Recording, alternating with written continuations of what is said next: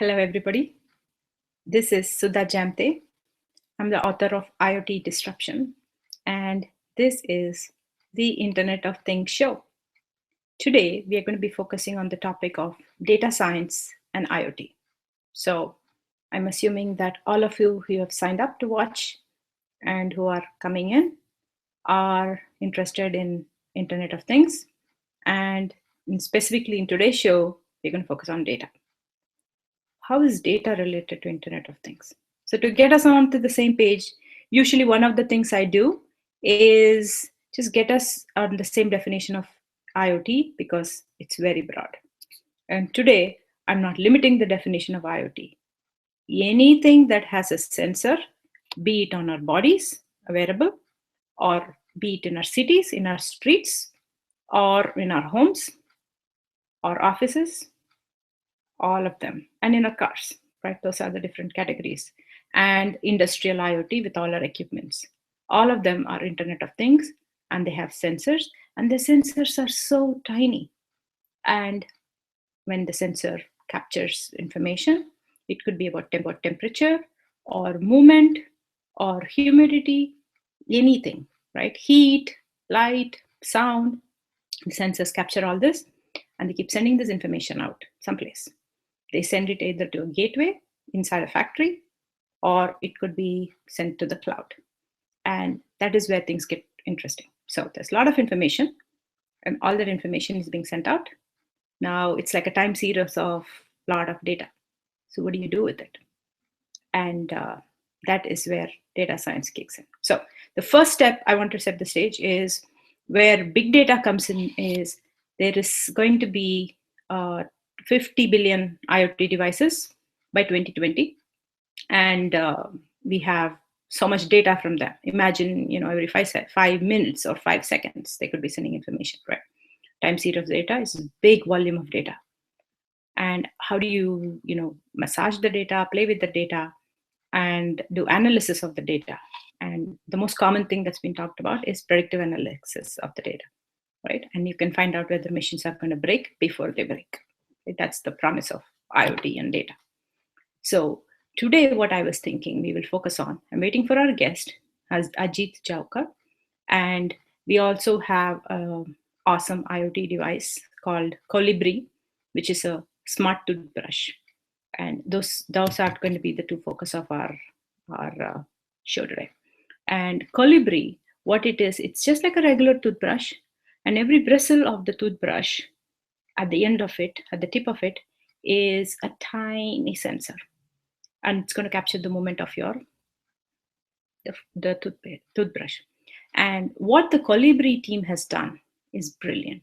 So what they've done is, it just does not capture the movement and say, oh, X, Y, Z, and this is, so much number, whatever, right? And just give us a load of data. Many of our Fitbands and all of them give us a lot of data. Like I walk around with the Steps app on my iPhone, and it says how many steps I walked, how many calories I burned. It's interesting. And when I have a goal of 10,000 steps per day, I wake up in the morning and then I go to my garage and it shows I walked 9 steps. That's kind of motivating, saying, I need to be active today, right? But beyond that, it doesn't do much for me. Whereas what the Colibri team is doing is they take all the data from the toothbrush, and think about it. Toothbrush brushing is a boring, mundane job. We're all taught as kids to do that, right? They take that and feed it to a mobile app. And this is where it gets interesting. They make an app, which is a game. So think about it. You teach your kid to brush and you say, you have to brush underneath here. And if they don't, the monkey is not going to get the banana. So I'm excited to see the Colibri demo. It's a company based out of Europe, and they've agreed to come in and show us a demo and tell us about the data that they're collecting. And so that is one. The second thing is Ajit Jaukar is an amazing, amazing, amazing person. I'm suspecting that he might have had difficulty connecting to the show. So I'm going to see if I should wait for a little bit. I have no way of pinging him right now when I'm live. So you'll have to hear me till he comes in. The interesting thing about data science, what was fascinating is Ajit introduced. So I knew that there's lots of volume of data, and you collect the data and you can do predictive analytics. That's the extent to which I was thinking about IoT. And I thought, think about planes in the air. If there are sensors on different parts, we could actually use predictive analytics to figure out if a part is going to fail. Think about it in a factory setting, right? If we could get data of when an equipment fails, on what kind of conditions it fails after so many hours of usage, or in this kind of humidity, or whatever environmental setting, then we could predict that, hey, this next machine is going to fail, and you better fix it before that. That's the thinking behind the predictive analytics that IoT will help. But what Ajit did is he's actually focused on using data science. And what he does is, and specifically he's big on deep learning. So I'm talking on his behalf since he's not come here yet. But what he was telling me is, the whole concept of machine learning is, you could create a set of rules and say that, tell the computer, these are the rules. And the most common example that everybody in every class on machine learning talks about is how to identify a cat, right? And even little kids can identify a cat different from a dog. But it's a big deal telling a computer, because you have to give rules and attributes, and it's not easy. So you can create a set of rules saying, it will be in this shape, it has 4 legs, and it has 2 ears, and it could still look like a puppy, right? So how does the computer learn in an intelligent way is, instead of, this is the concept of machine learning. We've not even come to deep learning and IoT yet, right? Deep learning is another layer in it. So the concept is that you tell the computer, you feed information to the computer and let it get information. And you do that in layers, and it self-learns. And that's how it ends up, doing this. And so they've tested this out. Google has bought this company called DeepMind, and they tested this out where they did not even give the rules of the game, and they just fed the game and to the computer, and it learned, and then it excelled in that game. So what Ajit is doing is he takes that concept and of deep learning, which is a subset of machine learning, and he applies it to IoT. And what he wants to do is he wants to take that for massive volume of data.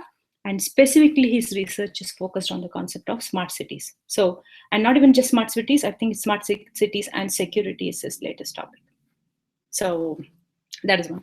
And I want to put that topic on hold, since I want him to come and talk to us in a little bit. Meantime, one exciting news that happened between our last show and this show is, I think we didn't talk about the Nest announcements. So Nest actually has their thermostat, and it's just an IoT connected device which tells us what's the temperature and makes it very easy to tweak and adjust the temperatures, right? And what they've done is they had bought this company called Dropcam, which is small video cameras, and they integrated that with Nest, with the entire Nest system, and they launched it as a Nest Cam. They call it Nest Cam, which is a video cam, and then it also connects back to other Nest devices. So Nest has the thermostat, and it also has a sensor for carbon monoxide, and so it talks to all of that, and based on that, it would get information.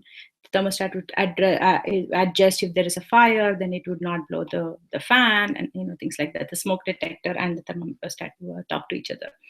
What was fascinating with the cam is, it's not just they already bought the video cams, and they're all there in all our security cameras, and that's not the big thing. I think the power of data, that's why I'm saying this in this show where we are talking about data science, is because it's not just, so the way at least Google has launched, or Nest has launched this, is they're basically saying, here's Nest Cam, and you put it out in front of your house, and it's going to collect video, and it will stream it and save it on our service, and here's a subscription service, you pay $300 or something for the storage, and it'll keep it for 2 weeks, and they have different plans. And that is not just the interesting part. So what is exciting for me is because Google does, deep learning, and they anyway are very good at manipulating data. So think about this. It is not just that, the camera of my house is going to tell me who's come outside my house. Like I currently have a camera, a security camera, and it saves video footage, and it sits somewhere in my own internal storage somewhere. And I could go look at it. It's just humanly impossible, right? We have a little cam pointing at my puppy at home when we leave her, and it's internet connected. And so we watch her when we take a while and we just want to check on her. And we get alerts if she moves around and, there's some non-standard behavior. And one day we saw she's jumping and barking, and she was reacting as if somebody was at the door. And we wanted to find out who was at the door. And then we went and looked at the camera, and it showed two blurred image of kids running. And so we kind of collected and figured out that friends of ours stopped by, called out her dog's name, and she barked, and that's the end of the story. But coming back to the Nest Cam, what is interesting is I have a video camera and I go look at my video footage. It's strenuous to look at it for so many hours. But imagine if in my entire neighborhood everybody had a Nest Cam, and it's collecting data and it is sitting somewhere right in the cloud. I don't even have the clunky job of going manually looking at it. What if Google could look at it, and if I said, hey, I think, I suspect somebody came outside my house. What if it could actually look at the cloud data of all the different cams in my street and is able to spot somebody, or the same person is here, or he was caught, he ran away from this house and maybe he went in this direction and we could see him. And so think about the possibilities it opens up, and it's not even invading my privacy or my neighbor's privacy. It's looking at some character who's coming outside my house in a public place, and I already catch him on camera. The same thing my neighbor catches in the camera, and it goes on. The other thing I was thinking is behind my house, there's a tributary of a creek. Unfortunately, now in California, we have a drought, so there's not much water there.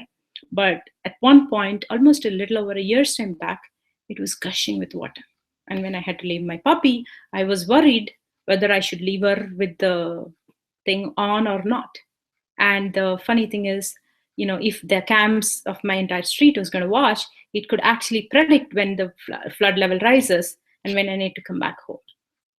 So I'm giving you my interesting stories. This is more the Nest Cam launch update that I was giving you. And the other interesting thing, and I've switched to news mode because Ajit is not here, just in case you were wondering if you wanted to hear more about data science and awesome stuff and why is she talking about, Nest Cam and other things, right? The other interesting thing is Echo. Echo is my favorite IoT device. That's from Amazon, and it takes voice input and it talks back. So it finds information from the internet and it talks to you. And I can say, what's the temperature today? And I call it Alexa, and I say, what's the temperature today? Alexa is not in this room. If it is, it will react back right now. Maybe I should bring it for a future show, and it might be fun show and tell. So it says, finds that, or it finds my favorite music, and that's what they had given. And it can make an Amazon shopping list if I say, add this to the shopping list. But the interesting thing this week is they have opened up APIs for Echo. And so now we've been playing with it. And so now my Echo does fun things that is voice activated. What it can do is, instead of I asking it a question and it's just fetching that information, it can actually give control to an app of mine, and it can do mundane things that I want to do. The funny thing we tested out is, as soon as my daughter came in, we talked to my daughter and said, did you sleep well? Did you brush your teeth? And all the nagging things that I used to do to her, now I've outsourced that to Alexa. But the interesting thing is we made it connect to Nest, because Nest has an open API. So it talks to Nest API and it can fetch information. So again, going back to the power of data, Nest is actually collecting data like a time series, not like a time series. It is a time series of temperature in my house. And every time I tweak it, it's trying to learn. And it is said, oh, she had said it this way, she manually adjusted to this, and it tried to adjust. And so it tries to learn and set the temperature of my house to what it should be that is optimal for me based on my behavior and learned preferences. And so, and Echo is now ready to interact and fetch information and talk to me, right? So now I could go connect it to a whole bunch of different sources and make it talk. Okay, so I want to see whether anybody here, if you're wondering what I'm doing here, I have Periscope. I have a lot of people on Periscope who are listening and watching. So I want to see if they have any question. And it is about 10:15. I think both my, thank you for the people who are viewing. Unfortunately, in this broadcast mode, you won't be able to talk to me, so I don't even know who you are. I hope you will post a comment or tweet and tell me more and have questions or what your expectation is from the show. Because I'm hungry, I'm a person very hungry for feedback, so I love feedback. So I'll really listen and adapt and make it awesome for you. So you have to talk to me. So what I'm going to do is I'm going to close out now because I suspect that both our guests are unable to join in. So I don't see a point in me telling you stuff I know about data science and IoT, because what Ajit is going to say is going to blow your minds away. So if you hang in there, I'm going to close this broadcast and come back, bring him back on. And I suspect the Colibri people might also be stuck. And it's late evening in London for them. So I definitely don't want them to miss out on joining the show. So I will be back again right here. Okay. Till then, I'm signing off, guys.